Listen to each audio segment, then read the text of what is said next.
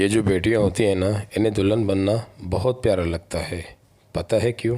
کیونکہ انہیں بڑا ہو کر دلہن بننا ہوتا ہے، اور جو ماں باپ ہوتے ہیں نا، فقط چہرے پر خوشیاں لاتے ہیں اپنی بیٹی کو دیکھ کر، لیکن ان کے دل کے اندر سے تڑپ اٹھتے ہیں۔ یہ جو ممتا ہوتی ہے نا، یہ ماں کو سخت گرمی پہاڑوں پر صفا مروہ کے چکر لگوا دیتی ہے۔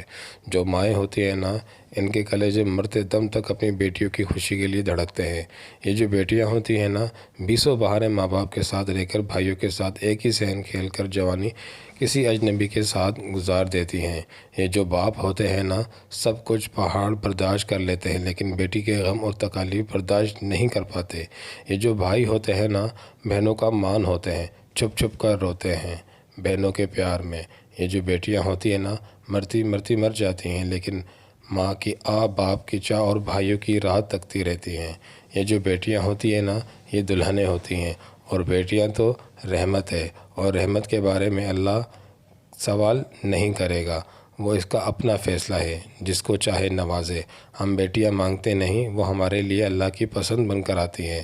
بیٹا ہم مانگتے ہیں رو رو کر، گڑ گڑا کر، وہ نعمت بن کر آتے ہیں، اور نعمتوں کی جواب دہی کرنی پڑے گی۔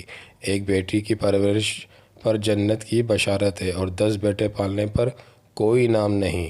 ہاں، مگر اگر یہ نیت ہو کہ بیٹے کو اللہ کی راہ میں قربان کروں گا، لیکن یہ نیت نہیں ہوتی، جب بیٹا مانگے تو صرف ایک بات ذہن میں ہوتی ہے کہ ہمارا سہارا کون بنے گا۔ لیکن یہ بھی حقیقت ہے کہ بیٹیاں باپ سے زیادہ محبت کرتی ہیں بیٹوں کی نسبت، لیکن اکثر والدین بیٹوں کو پسند ناپسند کا خیال رکھتے ہیں، لیکن بیٹیوں کی پرواہ نہیں کرتے۔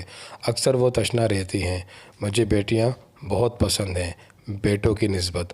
اللہ پاک سب ماں باپ کے بیٹیوں کی نصیب اچھے کرے۔ جزاک اللہ۔